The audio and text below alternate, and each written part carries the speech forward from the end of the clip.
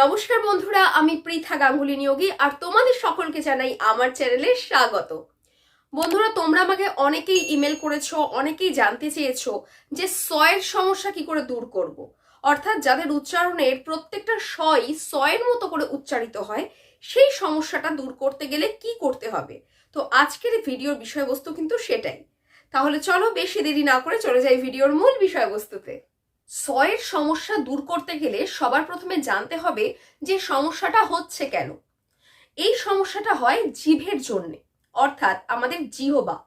এই জিহবার অবস্থানের জন্যই কিন্তু এই সমস্যাটা হয়।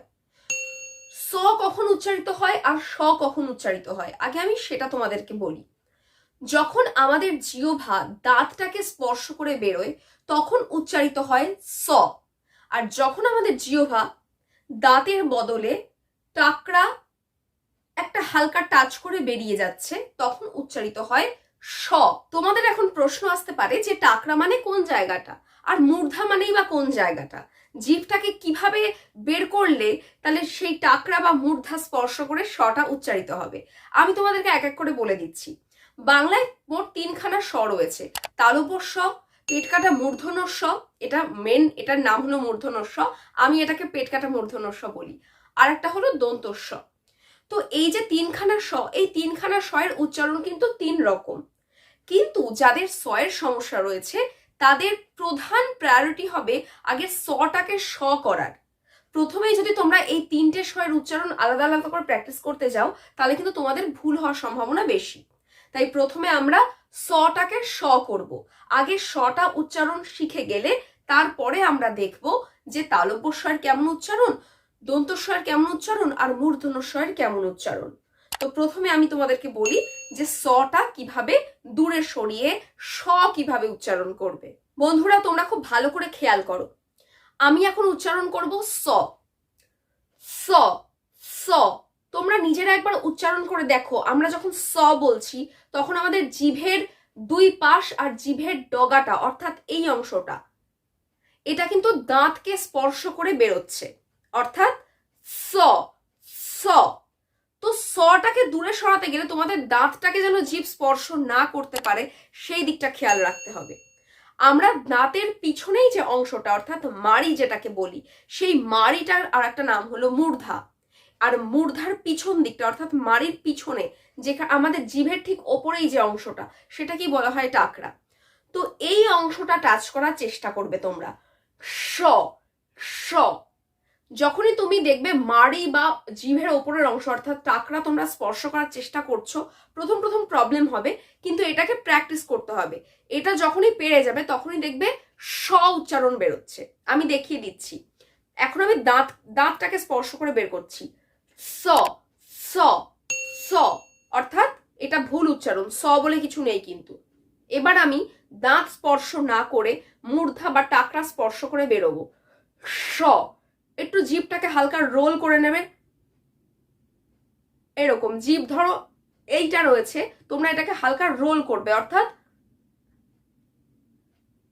এই রোল করলেই কিন্তু তোমরা খুব ইজিলি টাকরাটাকে স্পর্শ করতে পারবে। স স স স। যদি জিভের ডগা দিয়ে স্পর্শ করতে না পারো, জিভটার তাহলে জিভের যে দুটো সাইড রয়েছে এই সাইড দুটো দিয়েও তোমরা টাকরা স্পর্শ করার চেষ্টা করো। স স। যখনই তুমি জিভটা দিয়ে ওপরের অংশটাকে টাচ করবে টাকরাটাকে বা মূর্ধাকে, তখনই দেখবে স কথাটা বেরোচ্ছেই না, স অক্ষরটা বেরই হবে না, তখন উচ্চারণটা আপনা আপনি স হিসেবে বেরোবে। স। আর স তখনই বেরোবে যদি দাঁতের সাথে একবার টাচ লেগে যায়, তাহলে ওই একটা টাচের জন্যই কিন্তু স বেরোবে। তাই দাঁতের সাথে টাচ নয়, টাকরা বা মূর্ধার সাথে টাচ হয়ে স বেরোবে। স স স। তো বন্ধুরা, এটা কিন্তু ছিল একদম প্রথম টিপস। আমি আর একটা ফাইনাল টিপস দেবো যেটার সাহায্যে কিন্তু এর সমস্যার সমাধান হওয়া সম্ভব। আমরা খুব ভালো করেই জানি যে টাং টুইস্টার বা জিভের লড়াইয়ের কিন্তু প্রচুর প্রচুর বেনিফিট। জিভের লড়াই তোমরা যত প্র্যাকটিস করবে তত কিন্তু তোমাদের উচ্চারণের জন্য সেটা প্রচন্ডভাবে সহায়ক। যেমন শরীর চর্চা করি আমরা, ঠিক সেরকমই শরীর চর্চা করলে যেমন শরীর ভালো থাকে, তেমন জিভের লড়াই বা টাং টুইস্টার করলে কিন্তু জিভের স্বাস্থ্য ভালো থাকে, জিভটা তত তাড়াতাড়ি এদিক ওদিক মুভমেন্ট করতে পারে। আর জিভ যদি তাড়াতাড়ি এদিক ওদিক মুভমেন্ট করতে পারে তাহলে কিন্তু খুব সহজেই আমাদের উচ্চারণটাও সঠিক হবে। তো আমি দিয়ে তোমাদেরকে একটাই টাং টুইস্টার বলবো, এটা কিন্তু বহুলভাবে প্রচলিত একটা টাং টুইস্টার।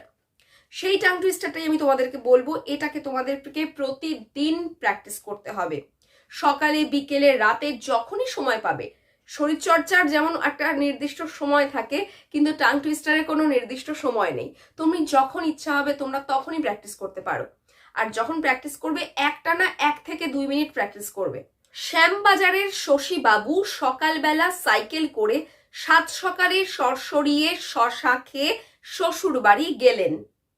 এই পুরো টাং টুইস্টারটায় কিন্তু নানা রকমের স রয়েছে, আবার সও রয়েছে। যেমন সাইকেল, সাইকেলে কিন্তু স রয়েছে, আবার তালব্য স রয়েছে, দন্ত স রয়েছে। তোমরা আপাতত মানে এই যে দন্ত স, তালব্য স আর মূর্ধন্য স, এগুলো নিয়ে তোমরা চিন্তা করবে না। এগুলো নিয়ে আমি পরবর্তীকালে আবার ভিডিও বানাবো, একটা ভিডিও আমার আছেও, আমি লিঙ্ক তোমাদেরকে দিয়ে দেব। কিন্তু তোমাদের যাদের স্বয়ের সমস্যা তারা কিন্তু এখন আগে সটাকে স করো, আগে সটা বলতে শেখো। বলতে শেখার পরে তোমরা 3টে স্বরের যে 3 রকম উচ্চারণ সেটা নিয়ে ভাববে। প্রথমে বলতে শেখো। আর এটা যখনই প্র্যাকটিস করবে এই টাং টুইস্টারটা এক টানা কিন্তু 5 থেকে 10 বার করবে। যত করতে পারবে তত তোমাদের ভালো। শ্যামবাজারের শশীবাবু সকালবেলা সাইকেল করে 7 সকালে সরসরিয়ে শশা খেয়ে শ্বশুর বাড়ি গেলেন। শ্যামবাজারের শশীবাবু সকালবেলা সাইকেল করে 7 সকালে সরসরিয়ে শশা খেয়ে শ্বশুর বাড়ি গেলেন। শ্যামবাজারের শশীবাবু সকালবেলা সাইকেল করে 7 সকালে সরসরিয়ে শশা খেয়ে শ্বশুর বাড়ি গেলেন। আমি 3 বার করে তোমাদেরকে দেখিয়ে দিলাম।